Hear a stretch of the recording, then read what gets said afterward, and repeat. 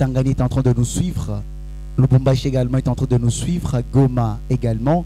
Bukavu également. Et partout ailleurs. Aujourd'hui, dans une heure, vous saurez qui sera votre adversaire venant de Kinshasa. Et ça sera entre l'université protestante au Congo et l'université chrétienne Cardinal Malula.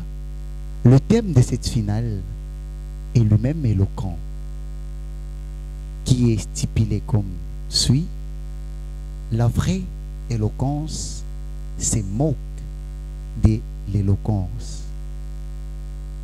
La vraie éloquence s'en fout de l'éloquence.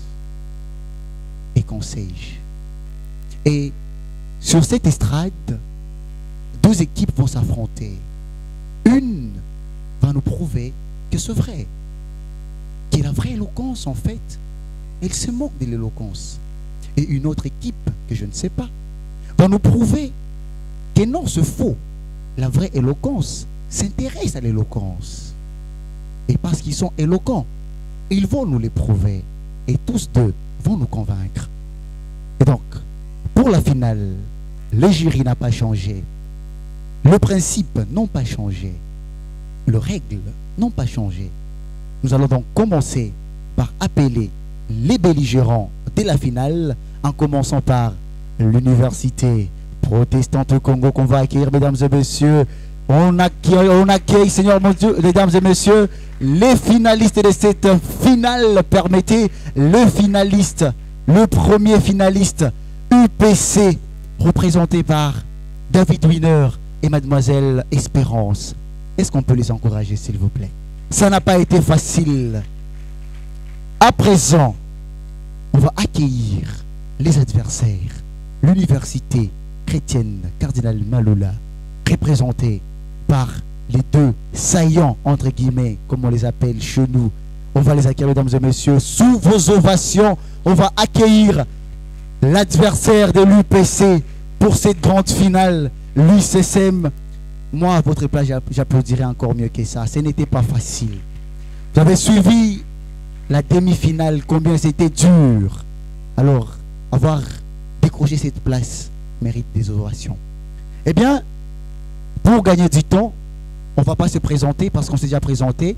On va directement déléguer une personne pour piocher qui sera protagoniste, qui sera antagoniste. Je rappelle les sujets. La vraie éloquence se moque de l'éloquence. Quelqu'un pour piocher. Qui est pour? Qui est contre? Suspense. UPC, UCSM. Qui gagne le meilleur? La vraie éloquence se moque de l'éloquence. Et l'essor a décidé que l'UCSM est protagoniste et l'UPC est antagoniste. C'est-à-dire, l'UCSM est pour, l'UPC est contre. Sans plus tarder, on va demander avec la même allure que l'UCSM délègue quelqu'un, la dame ou le monsieur, pour l'introduction.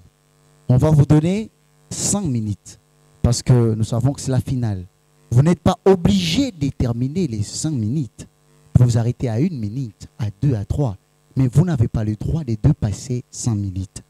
Mesdames et messieurs, on va accueillir celui ou celle. Alors c'est celui qui va introduire pour l'UCSM. Sous vos ovations, mesdames et messieurs, c'est quand même la finale. On va l'écouter pendant 100 minutes. La vraie éloquence se moque de l'éloquence. C'est parti, top chrono 5. Bonjour à tous. La vraie éloquence se moque de l'éloquence. Avant de nous atteler sur quoi que ce soit, nous nous sommes sentis obligés d'apporter une définition sur le mot, sur le terme éloquence. Selon la définition que nous propose le Robert dit que l'éloquence, c'est l'art de persuader, de convaincre par les discours. Alors Cicéron, dans son ouvrage de Oratore, dit que l'orateur, lorsqu'il parle ou lorsqu'il dit son discours, il doit s'évertuer à atteindre ces 3 buts qui sont charmer, enseigner et émouvoir. La vraie éloquence est un concept qui a été développé par Blaise Pascal dans son ouvrage intitulé « Les pensées ». Mesdames et messieurs, j'aimerais que vous puissiez retenir une chose. La vraie éloquence ne réside pas par le fait d'avoir une profusion de paroles, mais la vraie éloquence réside par le fait de rendre claire sa pensée et réside aussi sur le fait que nos mots, nos paroles ou le message que nous avons a un impact sur les personnes que nous voulons persuader ou convaincre. Je vous laisserai suivre notre plaidoirie. Merci. Merci beaucoup. 1 minute 47 secondes a suffi à l'équipe de l'UCSM pour introduire. À présent, on va accueillir l'équipe de l'UPC pour son introduction. 100 minutes, top chrono. On applaudit s'il vous plaît.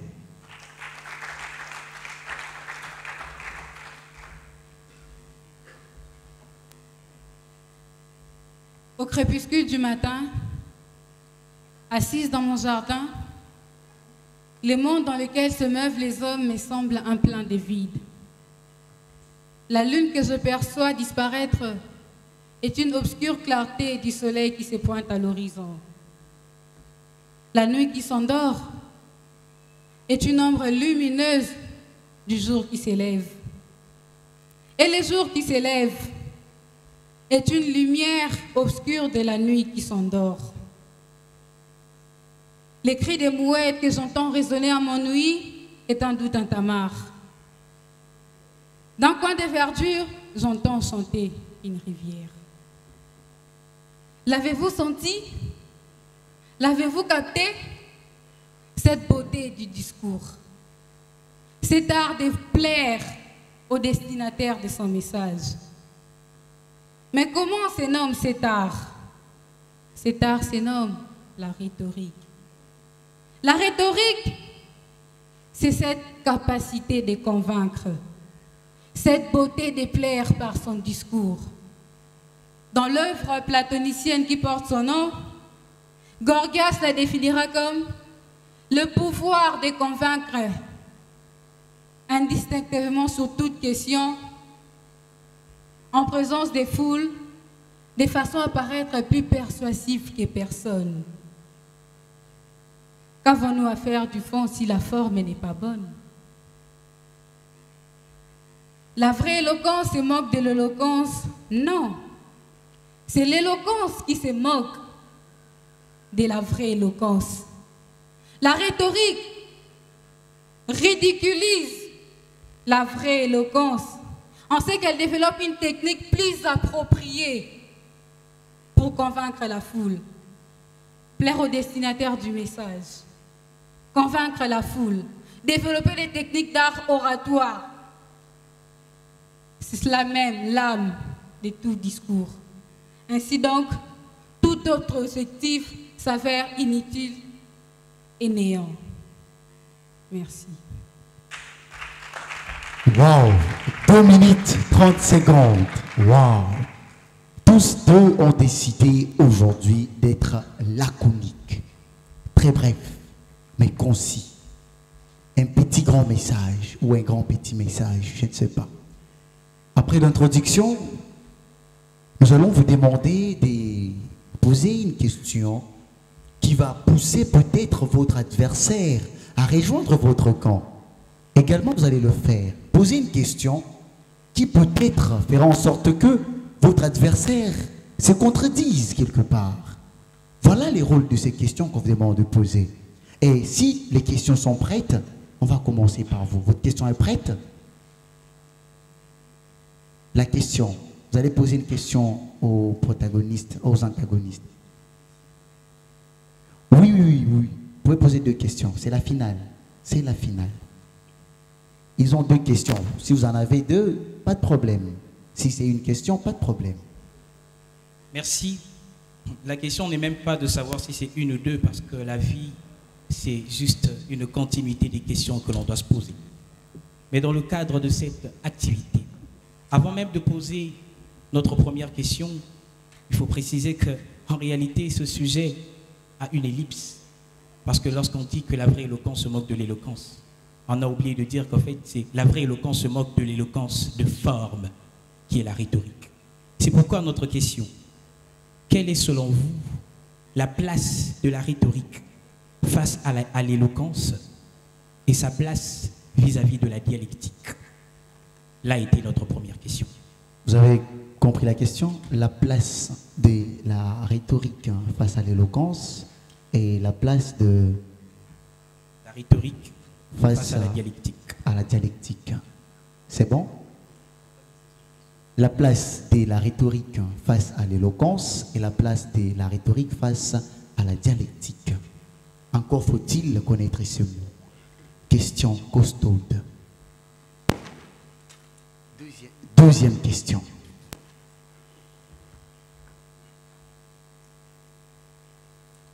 Vous avez affirmé que l'éloquence, ce n'est pas accumuler en mots qui n'ont pas de sens.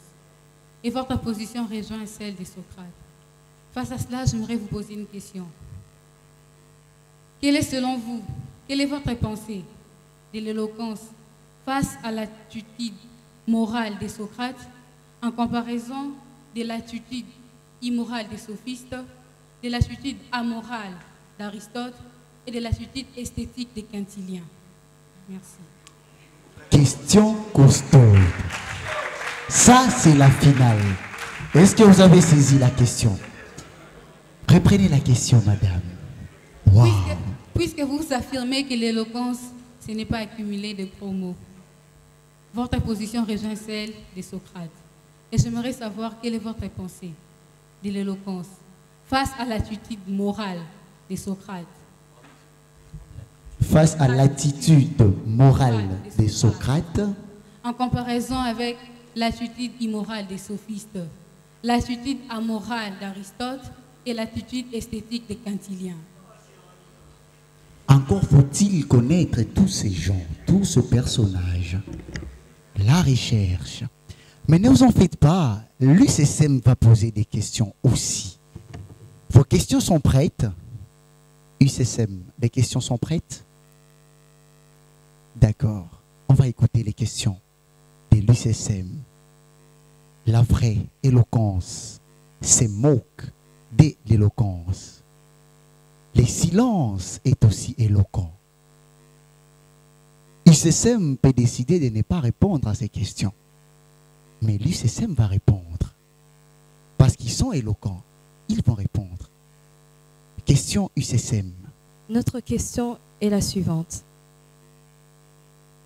Dans votre beau discours, vous nous avez parlé de la beauté de la nuit. Et nous nous appuyons sur Blaise. Dans votre beau discours, votre introduction, vous nous avez parlé de la beauté de la nuit. Mais dans l'ouvrage de la nuit et dans l'ouvrage de Blaise Pascal intitulé « Les pensées », il dit que pour être éloquent, il suffit que l'homme se dénude même de l'orateur. Alors, dites-moi, pensez-vous avoir touché la problématique de l'audience ici présente en parlant d'une nuit? Vous avez pigé la question? Encore faut-il connaître ces discours de Blaise Pascal. Question costaude. Il y a une deuxième question?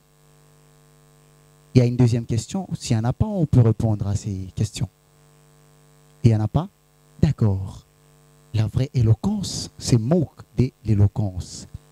Est-ce qu'une équipe est prête à répondre? Une équipe est prête à répondre? On vous donne 10 secondes de réflexion. L'UPC est déjà prête. On prend la réponse de l'UPC. Suivons. La la beauté de la nuit. Je suis ravie que vous vous en souveniez. Ce qui veut dire qu'on aura atteint notre but. Vous avez été émus. Vous êtes devant l'admiration de cette belle expression. La beauté de la nuit. C'est un oxymore.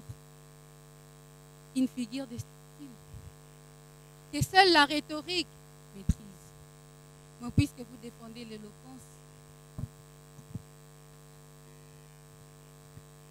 et que vous niez les artifices d'une technique du discours, vous ne pouvez les cerner. Merci. Elle a répondu. Les jurés vont apprécier. Ils se sèment. Vous êtes prêts à répondre à leurs questions? Vous pouvez décider de ne pas répondre car le silence est aussi éloquent. Mais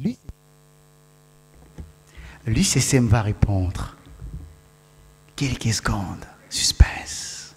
Vous nous avez demandé quelle est la place de la rhétorique face à l'éloquence et face à la dialectique.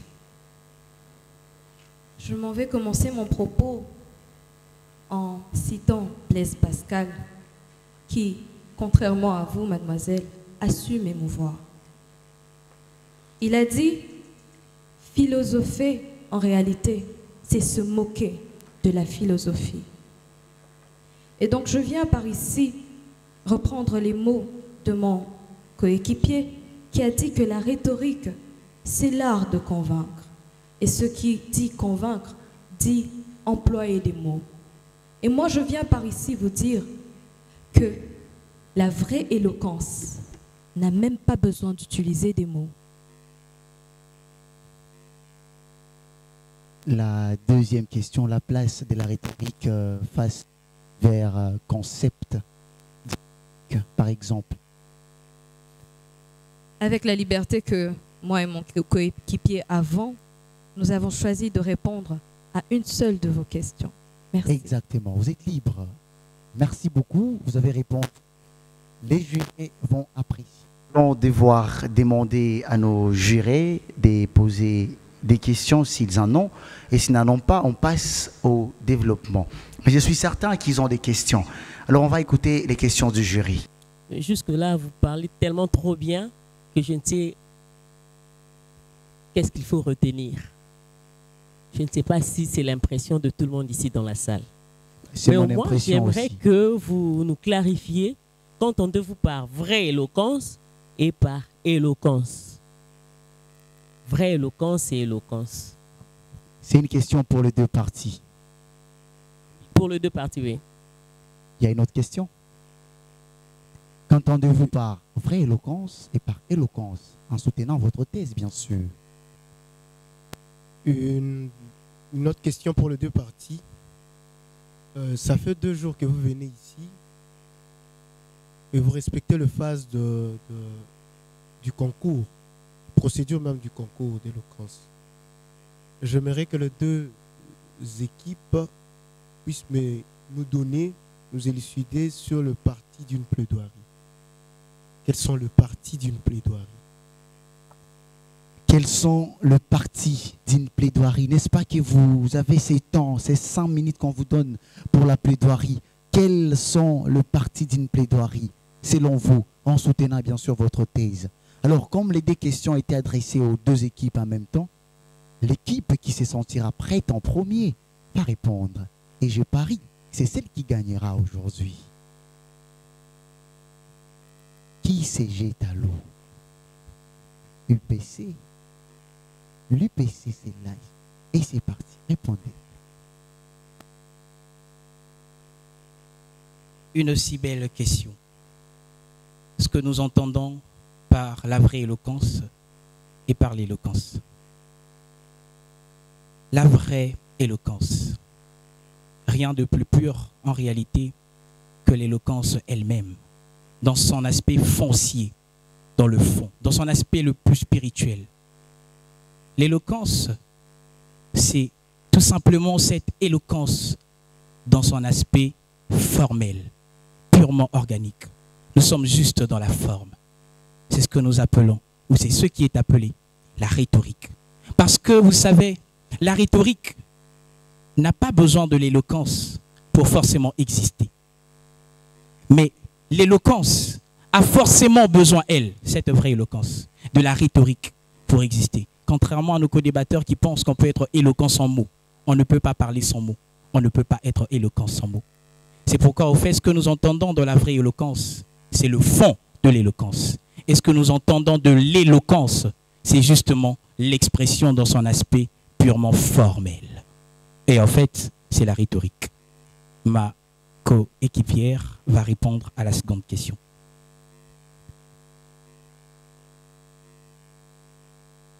À la question de savoir quelles étaient les parties d'une plaidoirie, nous y répondrons comme suite.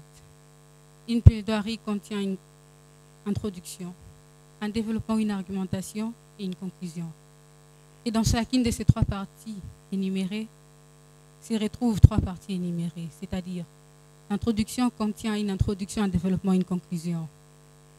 Le développement contient une introduction, un développement, une conclusion. Et la conclusion contient une introduction, un développement, une conclusion. Merci. L'UPC a répondu. Les jurys vont apprécier. À présent, écoutons l'UCSM. Alors, j'aimerais répondre à la deuxième question, à la première question qui nous a été posée, sur la vraie éloquence et l'éloquence. J'aimerais premièrement toucher le point de l'éloquence. L'éloquence de son étymologie, par son étymologie, veut dire eloquentia, qui dérive d'un verbe latin eloqui, qui veut dire s'exprimer. Alors, il y a un auteur latin, Cicéron, qui a parlé de l'éloquence de manière la plus précise dans son ouvrage intitulé De Oratore. Cicéron a dit que l'éloquence est un art par lequel nous utilisons notre discours afin de convaincre. Et quand nous lisons cet ouvrage, nous comprenons que Cicéron parle plus sur le fond du message et que sur la forme.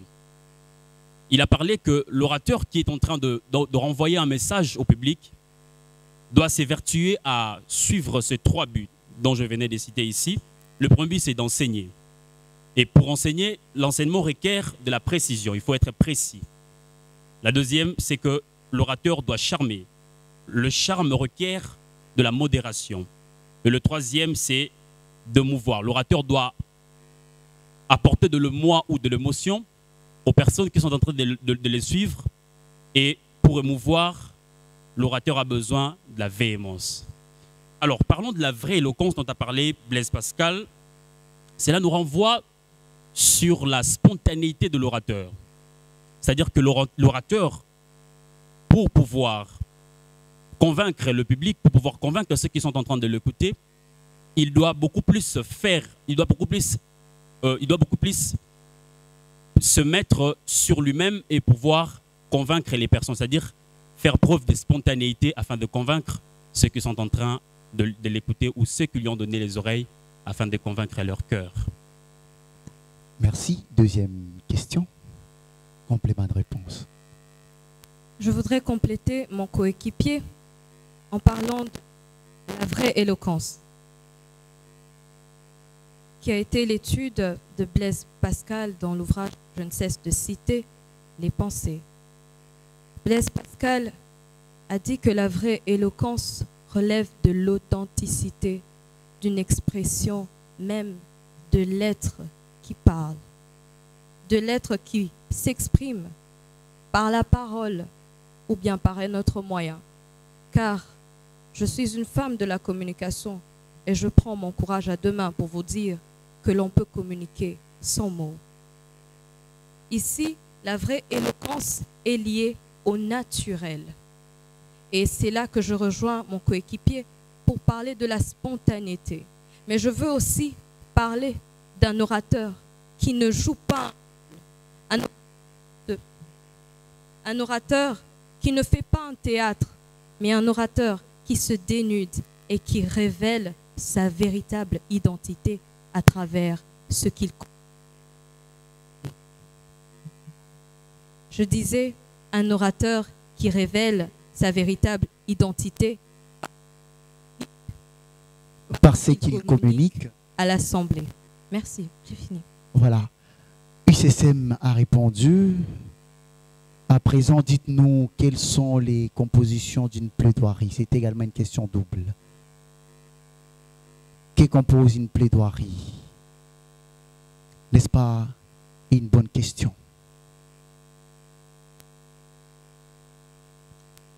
Les grandes parties de la plaidoirie, ici, c'est l'introduction, le développement et la conclusion. Chacune respectivement avec pour le but celui de l'introduction et de définir les termes, celui du développement et de faire une étude comparative entre la problématique et des exemples qui soutiennent celle-ci, et la conclusion, qui est la partie la plus importante d'une plaidoirie, est de proposer des recommandations pour pallier aux problèmes que l'on a abordés. Merci. Merci beaucoup, on peut applaudir pour ces réponses. N'est-ce pas qu'ils sont géniaux, ces gens? N'est-ce pas qu'ils sont très bons? Moi, j'ai envie même que les deux soient qualifiés. Moi, j'ai besoin que ce soit les deux qui représentent la ville de Kinshasa. Mais, comme le disent les latinistes, choisir, c'est exclure. On va devoir choisir un binôme et exclure l'autre. Eh bien, je vais vous demander de vous lever, de vous approcher pour les débats libres. N'est-ce pas, nous voulons savoir pourquoi la vraie éloquence manque de l'éloquence. Eh bien, ils vont nous le dire. Ou pourquoi pas. Et les règles sont les mêmes. Pour tenir le micro, tenez-le comme je le tiens, ici en bas, et ne l'approchez pas trop de la bouche pour que ça ne puisse pas trop cracher. Ça va? Eh bien, comme nous avons commencé à l'introduction par le protagoniste que vous êtes, on va commencer les débats libres par les antagonistes à raison de 1 minute par équipe. C'est parti. Ah, c'est vous les antagonistes, ça va. Vous avez 1 minute. Je m'excuse. Le but de tout discours est de convaincre, puisque la vérité est relative à l'homme. Pourquoi êtes-vous là aujourd'hui, si ce n'est pour convaincre? Et quelle est l'âme même de la conviction, si ce n'est la rhétorique? Vous avez besoin de la rhétorique pour prouver que l'éloquence se moque de la vraie éloquence. Vous comprenez la nécessité de la rhétorique. Il n'existe en réalité pas de vérité, ni d'authenticité. Il n'existe que des arguments forts et des arguments faibles. Et celui qui décide de la vérité, c'est celui qui possède des arguments forts. Or, la rhétorique s'y attelle avec perfection. La rhétorique se moque de la vraie éloquence, en ce qu'elle développe des techniques pour convaincre. Si vous êtes là présentement, c'est parce qu'il n'y a pas de vérité. Puisque s'il y a des vérités, il n'y aurait plus de débat dans le monde. Ainsi pour dire que la rhétorique se moque de l'éloquence. Vous avez 1 minute. Enseigner, plaire, émouvoir. Cicéron, de par ces 3 termes, il veut mettre en exergue une qualité qu'un orateur doit avoir. Un orateur doit avoir ces qualités de précision au niveau de ses enseignements. L'assistance telle qu'elle est là, elle est venue pour apprendre. L'assistance telle qu'elle est là, elle est venue pour avoir de l'émotion au travers de ce que nous serons en train de dire. Et l'assistance telle qu'elle est là, nous avons l'obligation de la convaincre. Comment peut-on convaincre l'assistance sans pour autant voir un message qui est fondé? Comment peut-on émouvoir l'assistance sans avoir un message qui est fondé? La forme n'est que la partie visible de l'iceberg. Comment le Titanic aurait-il su qu'il avait connu un iceberg s'il n'avait pas vu cette partie visible? Vous savez, le Titanic est une belle œuvre, construite avec tellement de vérité. Mais c'est cet iceberg, cette partie visible de l'iceberg qui a eu raison de cette vérité des mathématiciens. Vous savez, l'on peut apprendre par la rhétorique. C'est pour apprendre que même si au fond, vous ne montrez pas ce que vous valez, vous pouvez valoir, vous pouvez être fort, vous pouvez être valorisez et valorisons sans que vous ne puissiez contenir quelques éléments de fond qui n'est pas compris par les autres. Vous savez que dans la rhétorique, il peut également y avoir de l'émotion. Parce que les partisans de la rhétorique, pas ceux qui sont en train d'arguer dans la rhétorique, peuvent être, c'est vrai, se dire que, mais regardez, eux ont le fond, nous avons seulement la forme, mais eux ont réussi quand même à vaincre. Je n'ai que faire de votre forme. Cette philosophie que j'avance se moque de la philosophie. Elle la remet en cause. Qu'allez-vous dire de l'éloquence du rugissement d'un lion? A-t-il une forme? Et pourtant, ce rugissement, il instruit qu'il y a un danger. Et pourtant, ce rugissement a un charme qui fait déplacer des hommes de leur maison pour payer de l'argent afin d'aller dans des sites touristiques. Et pourtant, ce rugissement est aussi convaincant pour les animaux de la savane qui savent que c'est lui le chef. Je me plais d'entendre votre discours. Et si seulement vous avez pu répondre à la question de l'attitude morale des Socrates, de l'attitude immorale des sophistes, de l'attitude amorale des Aristote et de l'attitude esthétique des Cantiliens, vous l'aurez compris. Pourquoi, face aux sophistes qui détenaient la rhétorique, Socrate, avec sa vérité, a perdu? Effectivement, parce que c'est là que l'éloquence se moque, ridiculise la vraie éloquence, qui est censée être considérée comme étant haute de la hiérarchie des valeurs. Mais c'est cette forme que vous êtes justement en train de négliger qui très souvent l'emporte. Parce que ce qui est le plus important de la discussion, de la conversation des hommes, c'est d'avoir raison. On n'a qu'à voir que rien ne nous importe dans la vérité ou le mensonge.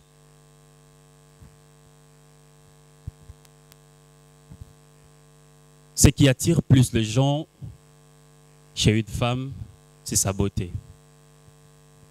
La beauté est une partie extérieure de la femme, comme l'est la forme dans un discours. Mais ce qui fait demeurer les gens avec la femme, c'est son caractère, comme le font dans un discours. Interagissez, interagissez. Mais vous, ce qui est beau, c'est que nous applaudissons avec le cœur. Le fait que par l'exemple que vous nous donnez, vous nous rejoignez. Parce que, mais qu'est-ce qui a attiré? N'est-ce pas la forme? La plus belle femme ne peut donner que ce qu'elle a. Mais c'est cette beauté qu'elle donne. Voyez-vous qu'en réalité, vous ne faites que nous rejoindre. La belle femme dont tu fais allusion peut attirer les hommes par sa beauté. Mais après avoir attiré les hommes par sa beauté, elle est comme une étoile filante. La forme. Elle est comme une étoile filante. Une femme qui n'est pas belle des visages, ce qui est plus important, dans l'éloquence, on n'aborde pas. Vous allez me trois dire objectifs qu'on doit suivre. Comment reconnaît-on le roi? Par son vêtement. On peut dire que tu peux convaincre, enseigner une personne par la forme. On enseigne par le fond. Si la forme n'attire pas, de la même manière que le savant Eddy Malou nous enseigne par le fond de son message. Mais c'est message, justement là que la rhétorique se moque de la vraie éloquence. Vous êtes en train de nous compléter.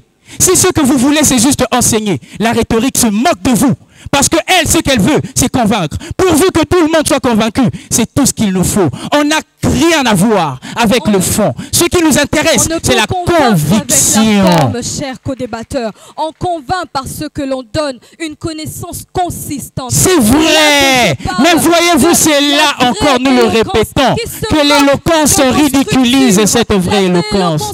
Parce que cette forme qui est censée être au bas de l'échelle finit par ressortir et avoir raison, comme nous l'avons dit. Merci beaucoup.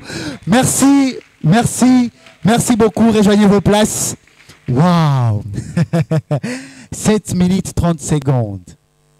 Je sais qu'ils n'ont pas fini ce qu'ils avaient à dire, mais on doit finir ce match.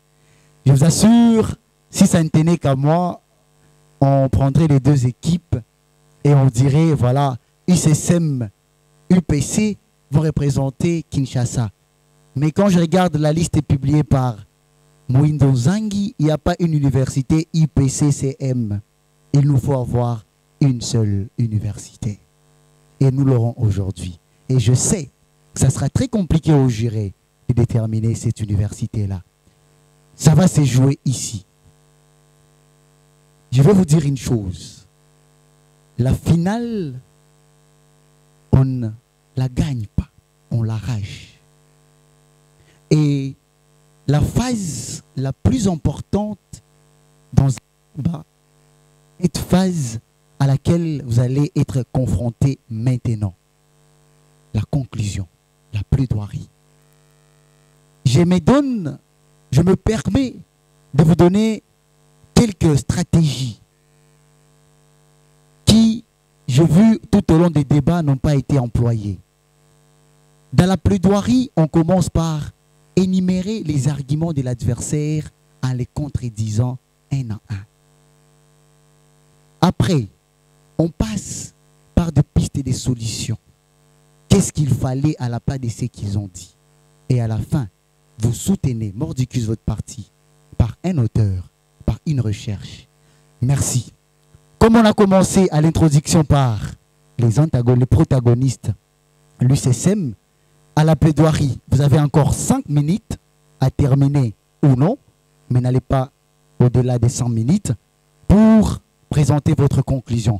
Mesdames et messieurs, on va accueillir une fois de plus, avec des ovations, l'équipe de l'UPC pour la plaidoirie. 5 minutes top chrono. On applaudit très fort, mesdames et messieurs.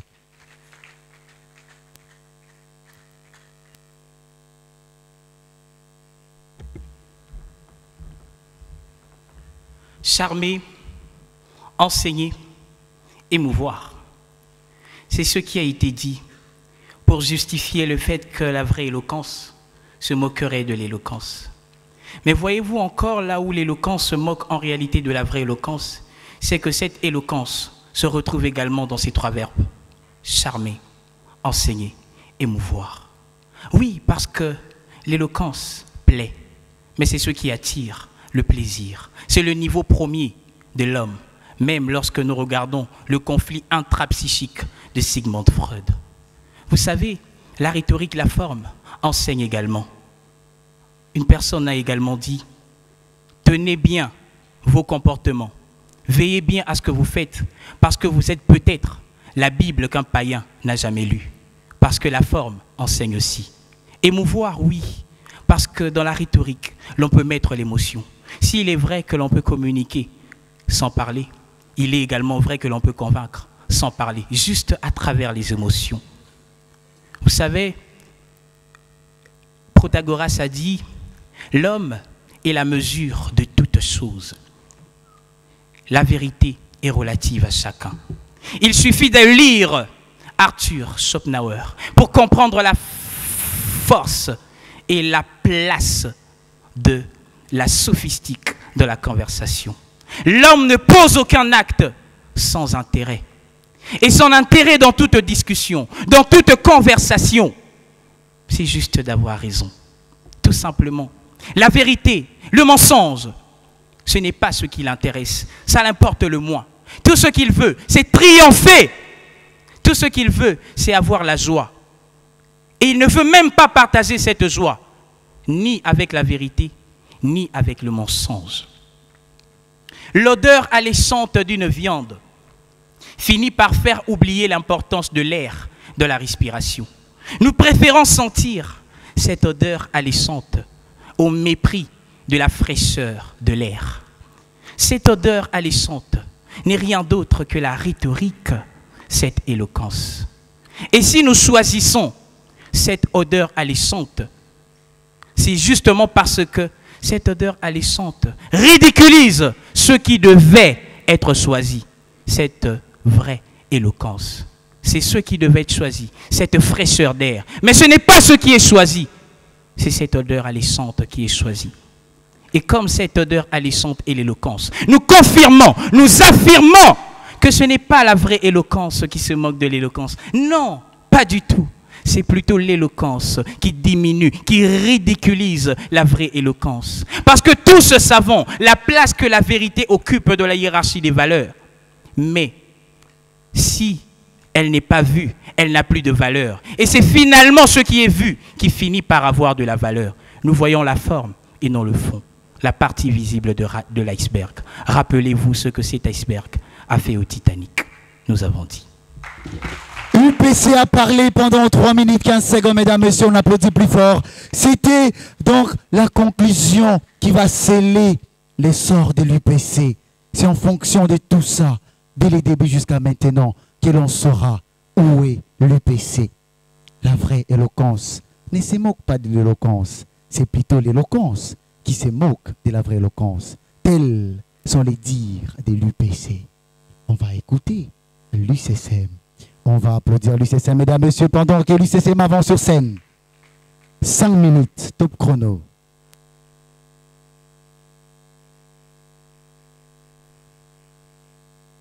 Mesdames, messieurs, la vraie éloquence se moque de l'éloquence.